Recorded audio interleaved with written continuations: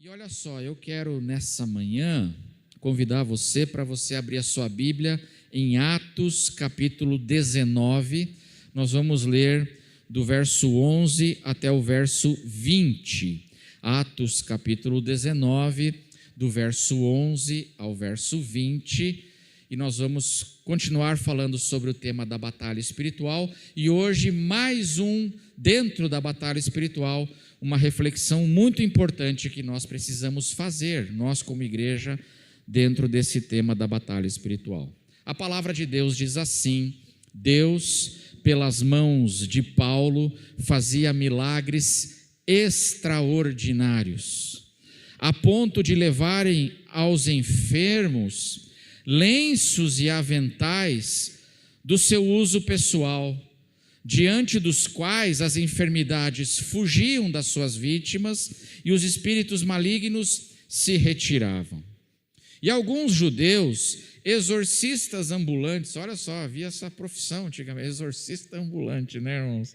Tentaram invocar o nome do Senhor Jesus sobre pessoas possuídas de espíritos malignos, dizendo: ordeno que saiam pelo poder de Jesus a quem Paulo prega.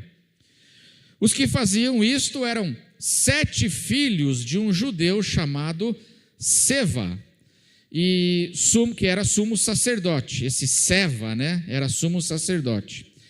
Verso 15: mas o espírito maligno lhes respondeu: conheço Jesus. Olha só, irmãos, o diabo conhece Jesus, que coisa, hein? Cuidado, hein? Cuidado. Os espíritos malignos também conhecem a Jesus. Olha só, conheço Jesus e sei quem é Paulo. Os espíritos malignos conhecem a Jesus e eles observam o que está acontecendo no meio, sobre a terra. Eles conhecem Jesus e sabem quem é Paulo. Mas vocês quem são? E o possuído do espírito maligno saltou sobre eles, dominando a todos, os 7, dominando a todos, e de tal modo prevaleceu contra eles que nus e feridos fugiram daquela casa. Então os filhos de Seva levaram uma sova, como eu ouvi uma vez um pastor falar, Os filhos de Seva levaram uma sova do endemoniado, Verso 17: este fato chegou ao conhecimento de todos os moradores da onde, irmãos? De Éfeso, tanto judeus como gregos. Veio temor sobre todos eles e o nome do Senhor Jesus era engrandecido. Muitos dos que creram, verso 18, vieram confessando e denunciando publicamente as suas obras. Também muitos dos que haviam praticado magia, reunindo os seus livros, os queimaram diante de todos. Calculado o valor dos livros, verificaram que chegava a 50.000 denários, uma quantia imensa, era esse valor desses livros. Verso 20, vamos ler juntos? Vamos ler todos juntos? Assim...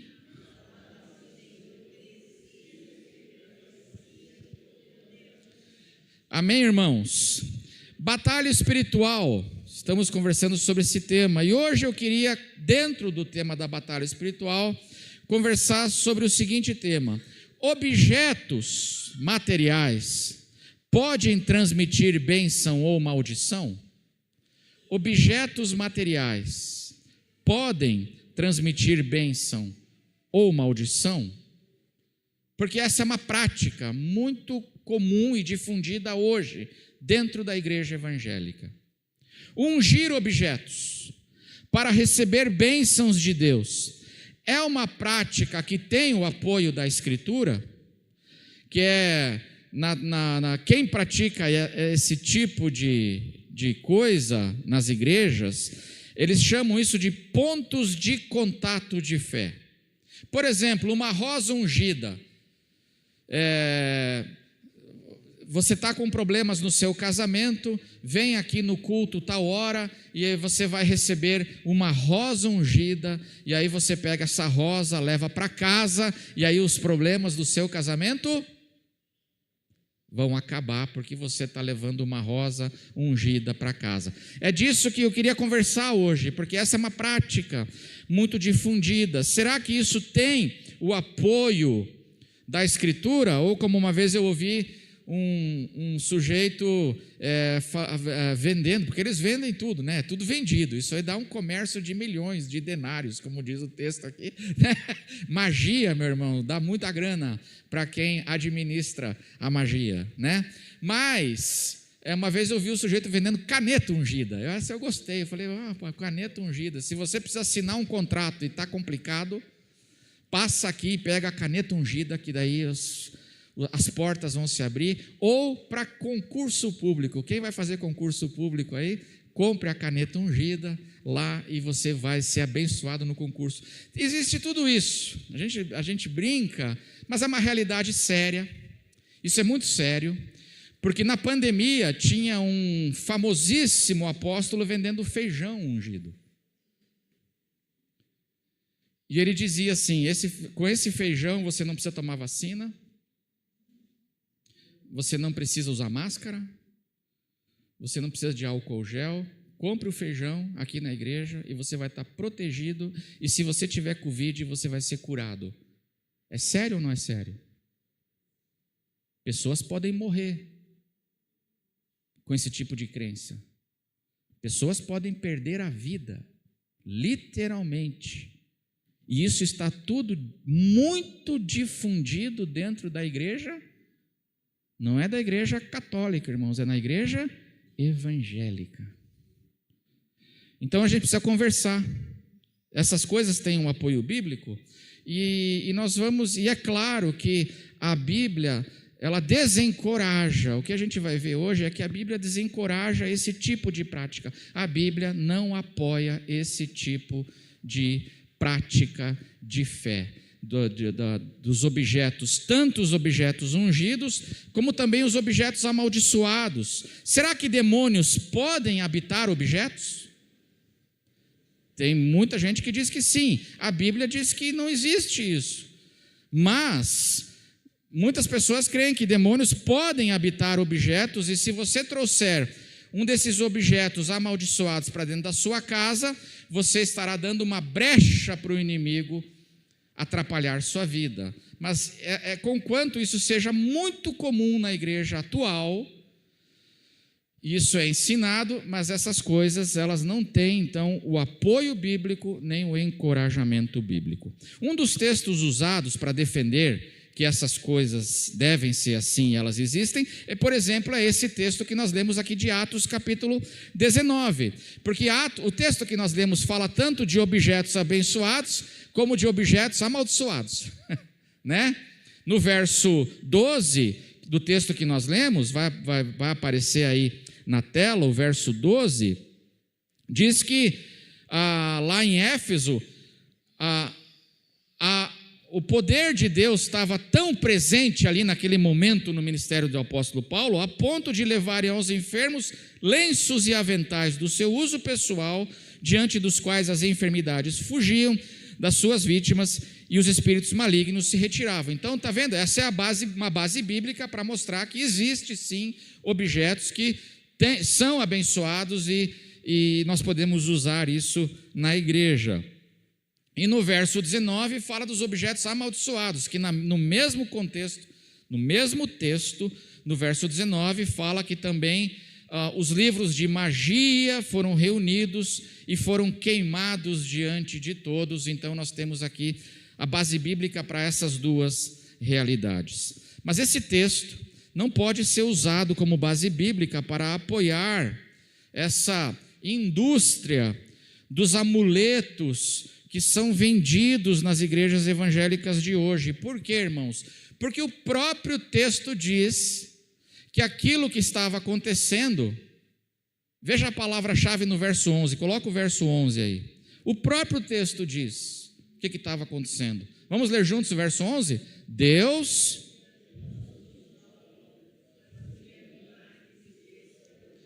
sublinha a palavra extraordinários. Então o próprio texto está dizendo que aquilo ali não era uma coisa comum, não era uma coisa ordinária, uma coisa normal, recorrente ali, mas era uma coisa o quê? Fora do comum. Naquele momento, Deus estava fazendo algo que era fora do comum, era extraordinário. Ou seja, o texto está dizendo que não é para virar um padrão, não é para virar uma prática normativa, porque aquilo ali foi uma coisa extraordinária.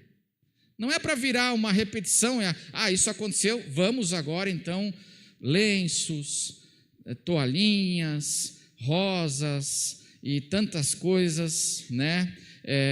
Ungidas, abençoadas. Não, o próprio texto diz que o que estava acontecendo ali então era uma coisa extraordinária. Se não, veja que Paulo nunca mais fez isso, é extraordinário. Não é para virar prática normativa. Por quê? Porque o apóstolo Paulo nunca mais fez esse tipo de situação, de milagres acontecerem daquele modo que aconteceu ali em Éfeso, de objetos do uso pessoal deles serem levados para expulsar demônios, libertação e curas. Depois desse episódio aqui, por exemplo, o apóstolo Paulo diz para o discípulo dele, para Timóteo, que o Timóteo tinha frequentes enfermidades. E aí o apóstolo Paulo diz para o Timóteo na primeira carta assim: não continue a beber somente água, tome também um pouco de vinho por causa do seu estômago e das suas frequentes enfermidades. E mandou a carta para o Timóteo. Paulo colocou um lenço no envelope, no Sedex. Ele mandou um Sedex com uma carta para Timóteo. Colocou um lenço dentro, um lenço ungido? Não colocou. Ele falou para o Timóteo se medicar para cuidar das suas enfermidades. Não tome só água, tome também um pouco de vinho. Que naquela época o vinho, até hoje tem propriedades medicinais, mas era usado também como um medicamento para certas enfermidades estomacais. Paulo está dizendo assim: Timóteo, se eu fosse Timóteo, eu falaria: Paulo, você não me mandou nem um lencinho ungido? Por que não? Porque não é para ser uma prática recorrente, é extraordinário. O apóstolo Paulo tinha um companheiro de viagem chamado Trófimo. Preste atenção nisso, Trófimo. Adivinha de onde era Trófimo? Ele tinha um companheiro, parceiro de viagem, das viagens missionárias, que depois aqui de Éfeso ele levou junto com ele, o Trófimo. O Trófimo era da cidade de Éfeso, preste atenção, o Trófimo era da cidade de Éfeso. Aonde estavam acontecendo essas coisas extraordinárias? Em que cidade? Na cidade, nós lemos no texto, por isso que eu falei, cidade de Éfeso. E o Trófimo era de Éfeso, e o Trófimo foi junto com Paulo agora. Mas olha, o apóstolo Paulo diz, na segunda carta para Timóteo, o apóstolo Paulo diz assim: quanto a Trófimo, deixei o doente em Mileto. Deixei o Trófimo doente em Mileto. Por que Paulo, você não pegou um lenço seu e curou o Trófimo? Você deixou ele doente em Mileto. Porque aquilo que aconteceu em Éfeso não é para ser uma coisa o quê? Uma prática normativa da igreja. Aquilo lá foi extraordinário. O apóstolo Paulo nunca mais repete isso. E mais do que isso, irmãos, Paulo nunca ungiu seus lenços e aventais, como é a prática hoje. Isso é muito importante. O texto diz, Paulo não pegou e fez um culto ou um cerimonial de consagração dos seus lenços e dos seus aventais. E aí as pessoas levavam. Não, o que aconteceu em Éfeso não foi algo intencional de Paulo. Sublinhe isso. Foi vontade de Deus e algo que Deus realizou naquele momento e Deus permitiu e usou para alcançar a cidade de Éfeso para o evangelho, a capital da Ásia, abrir as portas para a pregação. Mas não foi algo intencional. Paulo não planejou aquilo. Paulo não fez um culto. Vamos aqui, a gente trouxe aqui rosas, e nós vamos ungir aqui no culto, nós vamos abençoar as rosas. Aí você vem e pega uma rosa ungida e leva. Nunca aconteceu isso aqui. Não foi algo intencional de Paulo. Isso é muito importante destacar. E eles também não queimaram os livros porque demônios habitavam nesses livros. Eles queimaram os livros primeiro porque eles se converteram ao Evangelho. E aí, em segundo lugar, eles queimaram os livros. O que a gente faz com esses livros agora? Antes eu praticava magia. Eu vou dar para um amigo? É isso? Não, né? Eu vou vender para o sebo. Daria uma grana alta lá, 50 mil denários. Mas eu sou um cristão, tem uma coisa que tem conteúdo ruim. Eles não queimaram os livros porque tinha espírito maligno no livro, e aí o livro tinha uma energia negativa, como é ensinado. E se você tiver esse livro em casa, aí você vai estar dando brecha para o inimigo. Não, eles queimaram os livros porque eram livros com conteúdo que vai contra o Evangelho, e não tem mais o que fazer com esses livros agora. Nós nos convertemos para Jesus. Eu não vou poder doar isso para um amigo meu, falar, tem uns livros aqui em casa, você quer? Eu me converti? Não, eu vou dar uma Bíblia, né? Eu não vou dar um livro de magia. É só por isso que eles queimaram, porque tinha que se desfazer daquilo. Não tem como doar, né? Então, essa é o que diz o texto aqui. Então, esse texto não pode ser usado como base bíblica para esse tipo de prática tão comum dentro das igrejas. Um outro texto, irmãos, que é muito usado para embasar biblicamente a prática de objetos ungidos, objetos abençoados e objetos amaldiçoados, é lá do Antigo Testamento, o pecado de Acã. Vocês lembram dessa história que está registrada no livro de Josué? O pecado de Acã. O povo de Israel estava começando a conquista da terra prometida, e eles iam conquistar a cidade de Jericó. E aí Deus disse para Josué: não é para pegar nenhum despojo do povo da cidade de Jericó. Isso aí está tudo condenado, nenhum despojo. E o ouro, a prata, o bronze e o ferro devem ir para a casa do Senhor, lá o tesouro da casa do Senhor. Aí diz que eles fizeram a conquista de Jericó. O povo de Israel lutou, venceu, conquistaram Jericó. Lembra da musiquinha? Vem com Josué, lutar em Jericó, né? Venceram a batalha. Mas um sujeito, um dos guerreiros de Israel, chamado Acã, fez o quê? Ele pegou objetos de ouro, pegou objetos de prata e pegou uma capa babilônica, diz a Bíblia, e pegou para ele. Mas Deus não tinha dito para não pegar? Ele pegou. E aí ele trouxe para dentro da tenda dele, da casa dele, enterrou lá, diz o texto. E aí, quando Israel foi lutar agora a batalha seguinte na cidade de Ai, Deus não abençoou o povo de Israel. O povo de Israel foi derrotado. Foi derrotado por quê? Porque tinha objeto, tinha desobediência dentro do arraial de Israel. E aí as pessoas dizem, está vendo? Essa é a prova bíblica de que existem objetos que, se você trouxer para dentro da sua casa, objetos que são objetos condenados, que se você trouxer, isso vai trazer maldição sobre você, sobre sua vida vai ser destruída, o seu lar vai ser destruído. Então, por isso que não pode estar na Bíblia. Amém. Amém, irmãos? Não. O texto é claro. Não foram os objetos em si não tinham uma energia espiritual negativa e nem demoníaca e trouxeram maldição. O que foi que trouxe essa derrota para Israel? Não foram os objetos, foi a desobediência a uma ordem de Deus. Amém, irmãos? O texto é muito claro. Tanto é claro que os objetos em si não eram objetos assim que tinham um demônio e traziam um problema. Primeiro, porque os objetos de prata, ouro, os objetos de metal, eles deveriam ser levados para casa, para o tabernáculo, para o uso do tabernáculo. Se fosse algo amaldiçoado em si, não seria, mas eles foram consagrados para o uso do tabernáculo. O texto diz que Acã roubou. Roubou quem?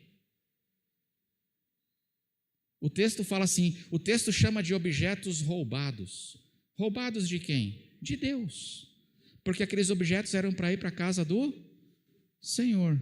E a segunda prova que não eram os objetos em si, é que no capítulo seguinte, em Josué capítulo 8, o povo de Israel vai lutar contra a cidade de Ai. Eu vou pedir para colocar lá, Cláudia, Josué 8, verso 2. Olha só, agora na cidade de Ai, olha como mudou a ordem de Deus. Josué 8, 2. Você fará com a cidade de Ai o que o seu rei, e com o seu rei o que você fez com Jericó, e com o seu rei, exceto que desta vez vocês poderão saquear os despojos e o seu gado. Põe emboscadas à cidade e por trás delas. Lá em Jericó, Deus falou, não é pegar nada. Aqui em Ai, Deus falou o quê? Pode, agora vocês podem pegar o despojo da guerra. Era comum aquilo naquela época.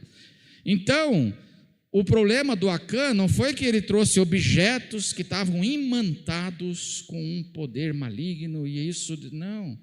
Foi que ele desobedeceu a uma ordem de Deus. E Deus não vai abençoar a desobediência. Amém, irmãos? Deus não abençoa a desobediência. E nós poderíamos ainda multiplicar muitos exemplos só para mostrar que essa prática não é uma prática que tem assim esse apoio da Escritura, né?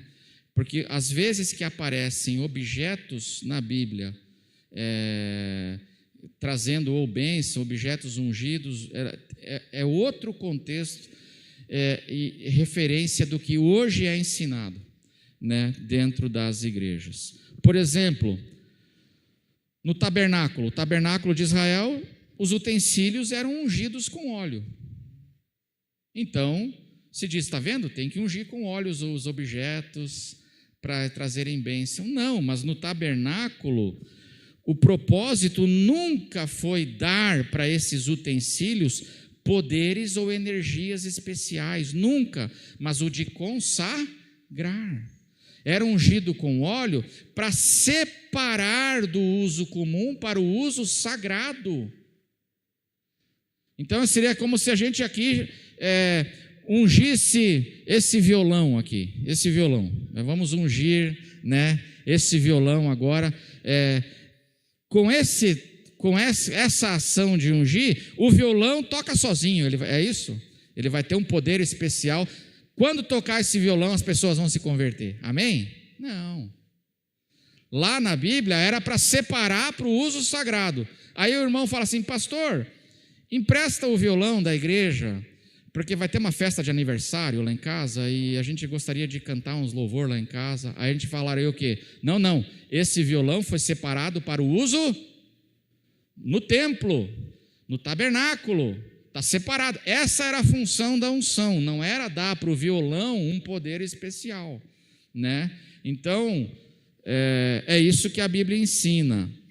A ceia do Senhor não usa elementos materiais, nós não usamos o pão e o suco, ceia do Senhor. Mas para nós batistas, que somos protestantes de tradição batista, o pão e o cálice do suco tem algum poder especial neles? Para nós não. Para nós eles são simbólicos. A ceia é um culto memorial. E para nós eles são simbólicos. O pão e o suco não têm um poder especial, eles não adquirem no nosso culto uma coisa especial que se eu tomar, aí agora eu estou assim, eu tô guardado e protegido para o mês, semana que vem vai ter, né? Para o mês de julho, tenho que tomar a ceia. Não, irmão. Para nós a importância, nós batistas, a importância da ceia está em eu crer no que a ceia simboliza e significa. Não está em comer o pão, mas em crer. Quando eu como o pão, o importante é eu me apropriar do que ele simboliza. E o que simboliza a ceia? O grande amor de Deus por mim, a graça de Deus por mim. Aí é isso que me abençoa, quando eu pela fé me aproprio, eu como o significado daquilo. E eu digo assim: Senhor, obrigado porque o Senhor me ama, e eu vou descansar seguro, porque eu estou debaixo do teu amor, da tua graça. A tua graça é tão grande que o Senhor deu o seu filho para morrer por mim, que não merecia, mas o Senhor deu, aleluia. Aí quando eu como com essa fé, é esse conteúdo, esse significado que me traz transformação, segurança, paz, não é o pão e o elemento em si. Aqui é importante a gente lembrar uma coisa, pegando o gancho da ceia e dos elementos da ceia. Irmãos, a gente tem que aqui lembrar a grande influência do catolicismo medieval e das religiões de matrizes africanas nas crenças do povo brasileiro. Amém, irmãos? Então, e não só do povo brasileiro, mas a influência dessas matrizes espirituais, dessas religiões, nas crenças de muitos evangélicos, né, sobre essa questão de objetos abençoados e amaldiçoados. Porque onde começou a se desenvolver com muita força essa questão dos objetos, que tem uma importância, foi no cristianismo medieval. O catolicismo medieval que foi se desenvolvendo, né, o cristianismo medieval. E aí, por exemplo, surgiu a doutrina da transubstanciação. Dentro do desenvolvimento do cristianismo, lá há centenas e centenas de anos atrás, a transubstanciação. O que diz a doutrina da transubstanciação? Que, de fato, o pão e o vinho se tornam o quê? Acontece um milagre ali, naquele momento, e o pão e o vinho se tornam corpo de Cristo e sangue de Cristo. Isso é a transubstanciação. Nós não cremos nisso. Os cristãos católicos creem nisso. Mas é esse desenvolvimento e essas doutrinas que vão entrando e penetrando na igreja, vão fazendo com que objetos comecem a adquirir uma importância muito grande. Porque se o pão e o vinho viram corpo e sangue, então aquilo ali agora é especial. Eles carregam um poder especial. Tanto que isso é chamado de sacramento no cristianismo católico. O que é um sacramento? Sacramento é um meio de graça. É um objeto ou um ritual, um cerimonial, que é um meio de graça, me transmite um benefício espiritual, aquele objeto ou aquele cerimonial. Deu para entender? Isso foi se desenvolvendo. Então, a importância, daí pulou, por exemplo, os objetos adquirem essa importância de ser meio de graça, de transmitir coisas espirituais. Por exemplo, se desenvolveu o passo seguinte, foi as relíquias dos santos. O que é a relíquia? O culto às relíquias. Vocês já ouviram falar disso ou não? O culto às relíquias, que na Idade Média eram os objetos usados por aquelas pessoas que foram determinadas como santas pelo cristianismo medieval. Aqueles objetos que eles usavam eram agora sagrados e eles tinham um poder, tanto que até hoje muita gente faz peregrinações para ver um objeto ou alguma coisa em determinado local, santuário, faz peregrinações, porque se acredita o quê? Que aquele objeto é o quê? Ele tem um poder especial. Isso é o desenvolvimento do catolicismo medieval, do cristianismo medieval. Mas a reforma protestante, irmãos, ela rompeu com tudo isso. Porque na reforma protestante, o tema da reforma é só as Escrituras.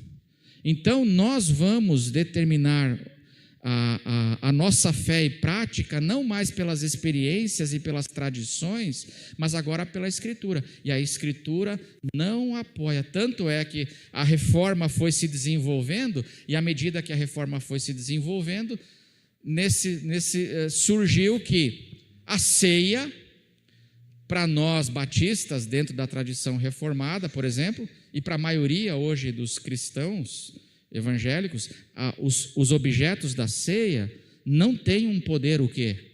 Especial em si. O poder está no significado, a importância está pela fé eu me apropriar do significado. Mas esse é o desenvolvimento. E existe também as religiões de matriz africanas, que também tiveram uma grande influência sobre o povo brasileiro. E aí, tanto o cristianismo medieval quanto as religiões de matriz africanas, elas são fetichistas. A gente chama isso de fetichismo religioso. O que é isso? Culto de objetos que se supõe representarem entidades espirituais e possuírem poderes de magia. Isso é o povo brasileiro, tem essas duas grandes tradições. Nos últimos 30 anos, a igreja evangélica cresceu. Amém, irmãos? De onde vieram as pessoas que entraram na igreja evangélica? De onde elas vieram? Dessas tradições o quê? Do cristianismo medieval e das religiões de matriz africanas. E aí elas se converteram ao evangelho e elas acabaram trazendo então para dentro da igreja evangélica muitos desses conceitos, porque isso era praticado lá, e aí acaba trazendo, e isso precisa não ser apoiado, porque a Escritura não apoia, isso precisa ser corrigido, O que eu quero dizer é que os evangélicos, eles estão sendo muito influenciados por isso hoje em dia, e não pela Bíblia, pela leitura, uma leitura comprometida com a Escritura, mas estão sendo muito influenciados por essas tradições. E aí, vieram de lá, se converteram, mas precisam amadurecer na fé, amém, irmãos? E deixar essas práticas, ao invés de... O que eu quero dizer é que, assim, os evangélicos, eles acabaram pegando práticas fetichistas, e aí eles converteram práticas fetichistas. Então, eu não vou usar a fitinha do Senhor do Bonfim, amém? Porque eu me converti, né? Eu me converti para o cristianismo evangélico. Então eu não vou usar a fitinha do Senhor do Bonfim, mas eu vou usar um mezuzá no batente da minha porta, porque na minha igreja estão vendendo, sabe o que é mezuzá? É aquele negocinho que você põe no batente da porta, porque está escrito na Bíblia assim, põe a palavra no batente e isso vai te abençoar, né? E aí põe, então, eu não uso a fitinha do Bonfim, mas eu uso um adesivo escrito "tá amarrado" no meu carro. Foi o que a igreja fez. Os evangélicos fizeram. Ao invés de eles irem para a Escritura, eles deixaram aquelas práticas fetichistas, mas eles só, de muitos modos, converteram aquilo para uma linguagem bíblica, com elementos que estão na Bíblia, mas a prática continua sendo a mesma, não é uma coisa apoiada pela Escritura. Outro dia eu vi até o pessoal vendendo, deixa eu ver aqui, sabonetes, tem sabonete, né, para limpeza espiritual, tem toalhinhas, já falei do feijão, né, e tem o kit de maquiagem da Rainha Esther, essa eu achei fantástica. Vocês já ouviram falar? Irmãos? Que eu acabei de dar o negócio, não vai comprar, viu, esse negócio. Irmã, se você quer casar, você está se sentindo, compra o kit de maquiagem ungido da Rainha Esther. Se você usar, você vai casar. Isso é vendido. A gente ri, mas isso é sério, sabe por quê, irmãos? Porque muita gente acaba acreditando nisso, de boa fé, e depois vai se machucar enormemente, porque fez todas as campanhas, comprou todos os objetos. Eu pus o adesivo no meu carro lá, o adesivo ungido, está amarrado, aí eu acho que meu carro está protegido, roubam o carro, ó. O ladrão fala, que amarrado o quê? E aí, não dá certo, vem decepção. Irmãos, uma das maiores igrejas evangélicas que existe hoje, a denominação evangélica, são os evangélicos desigrejados. Uma das maiores denominações evangélicas é a dos evangélicos que não querem mais saber de igreja. E por que não? Um dos grandes motivos é por causa desse tipo de coisa que cria expectativas, não é real e geram grandes decepções nas pessoas, porque as pessoas pagam caro para ter esses produtos e os produtos acabam não funcionando. Eu quero encerrar a mensagem para falar qual é o caminho do Evangelho para nós. Qual é o caminho do Evangelho?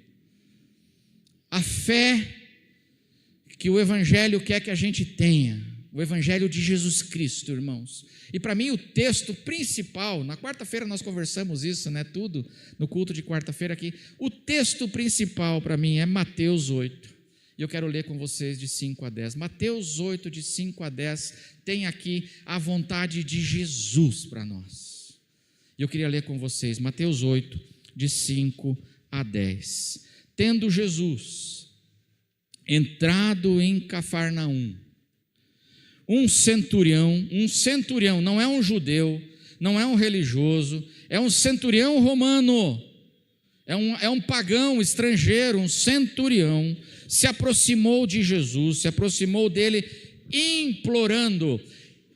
Sublinhe, centurião não implora, centurião manda, e os colonizados têm que obedecer.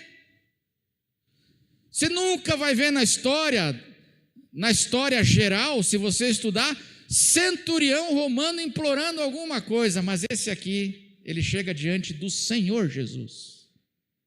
Ele sabe diante de quem ele está agora, e por isso ele chega humilde. Ele não chega dando ordens, ele chega implorando. Senhor, o meu servo está na minha casa, de cama, paralítico, sofrendo horrivelmente. Ele vai diante de Jesus e agora é uma intercessão que ele está fazendo por alguém que ele ama. Tem alguém que ele ama que está horrivelmente enfermo, esse estrangeiro, esse romano. E aí agora ele vai diante do Senhor e ele chega humilde porque ele sabe diante de quem ele está. O Evangelho de Lucas fala que ele tinha ouvido falar de Jesus. E ele chega agora diante de Jesus e faz uma intercessão por alguém que ele ama. Verso 7, Jesus lhe disse, eu vou lá curá-lo. Verso 8, mas o centurião respondeu, Senhor, não sou digno de recebê-lo em minha casa, mas apenas mande com uma palavra, e o meu servo será curado.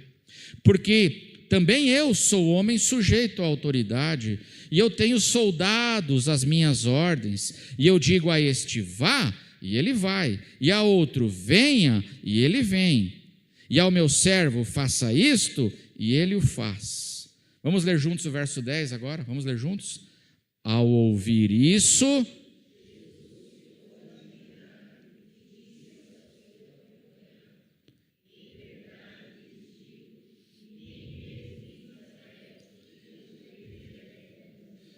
Eu quero encerrar essa mensagem falando de objetos amaldiçoados, objetos abençoados, essas religiões fetichistas e que vão criando amuletos.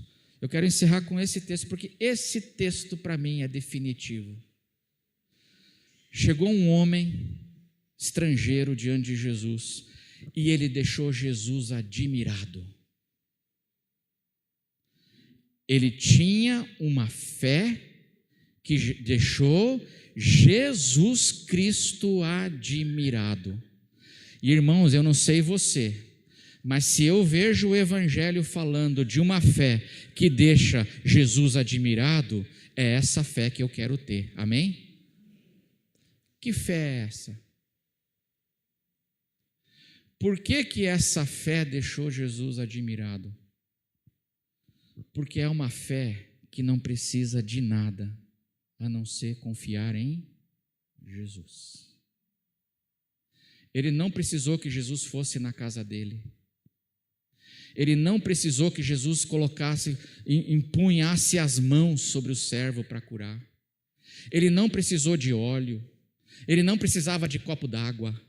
Ele não precisava de rosa ungida. Ele não precisava de toalhinha ungida. Ele não precisava de nada. Porque ele ouviu falar de Jesus e ele creu que este é o Senhor de toda a terra, porque ele é um servo de César. O centurião é um servo de César. Quem era o senhor da terra naquela época? César.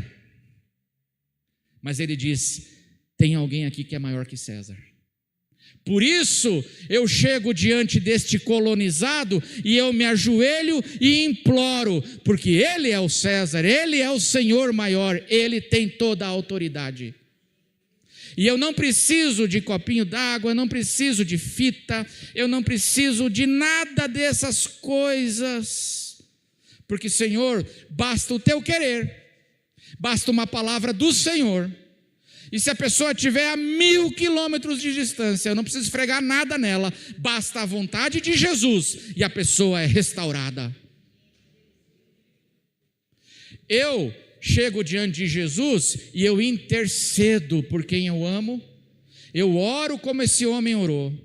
Eu chego diante do Senhor Jesus, eu baixo a cabeça, eu fico de joelhos e eu digo: Senhor, se o Senhor quiser, se for da tua vontade, eu sei que para o Senhor não tem nada impossível. Então eu te entrego o meu servo, eu te entrego o meu pedido, e eu confio que o Senhor vai fazer conforme a boa vontade do Senhor. Aquilo que o Senhor quiser, vai acontecer.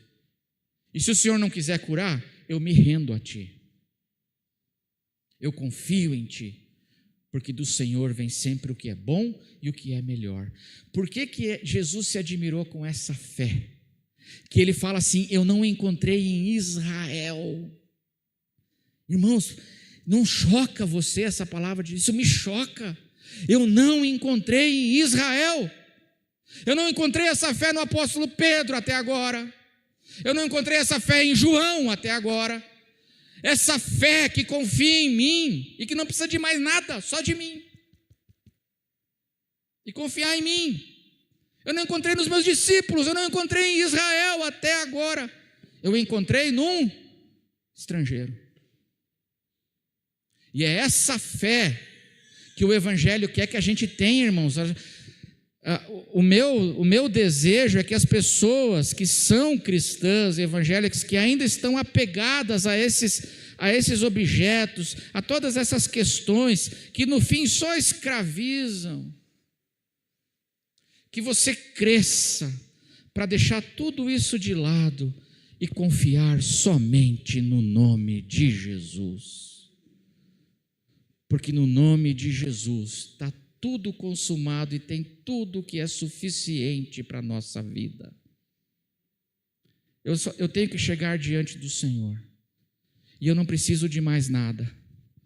Eu vou, como disse o próprio Jesus, eu entro no meu quarto, eu fecho a porta e eu oro para o meu Pai que vem em secreto, com a absoluta confiança nessa promessa que diz: e o teu Pai que vê em secreto te recompensará. Essa é a fé que Jesus quer que a gente cresça para ter. E eu espero de verdade que nós, como igreja, possamos ser uma igreja que cresce nessa fé. Tem muitos cristãos praticando esse uso de amuletos que a Bíblia não apoia. E estão nesse uso e não precisa. O que você precisa, meu irmão, é amadurecer na fé, para chegar nesse dia em que você diz assim: para mim basta o Senhor Jesus. Chegar na presença dele. Irmão, cresça no Evangelho. Você sabia, irmão, que Jesus, com o seu sangue, ele abriu o caminho para qualquer pessoa chegar diante do trono da graça? Você crê nisso, irmão? Um vivo caminho, um novo e vivo caminho, pelo sangue de Jesus. Quando eu falo assim, Pai, pelo nome de Jesus, eu entro diante do trono da graça, e isso eu posso fazer, e você pode fazer. Você não precisa de nenhum objeto para ter um ponto de contato, nada. Basta você dizer, Pai Nosso. Basta você dizer, Senhor Jesus, eu estou aqui. E a promessa da palavra é que nesse momento você entra na presença do Deus que criou o universo, e que é teu Pai, e que te ama. E quando você olha assim para o trono, você vê o teu advogado, que é Jesus. E isso tudo está consumado, mas a gente perde, e a gente fica com essas coisinhas, confiando de que um objeto que foi ali consagrado vai fazer alguma coisa que o Senhor Jesus não faria se não tivesse aquilo. Oh, irmãos, que Deus nos abençoe, que a gente tenha a fé desse centurião, amém? Que o povo cristão no Brasil amadureça para se libertar dessas coisas primitivas e ter a fé desse centurião que diz assim: Senhor Jesus, eu só preciso do Senhor e de mais nada, e a Ti eu me entrego, a Tua vontade. Amém, irmãos? Vamos orar?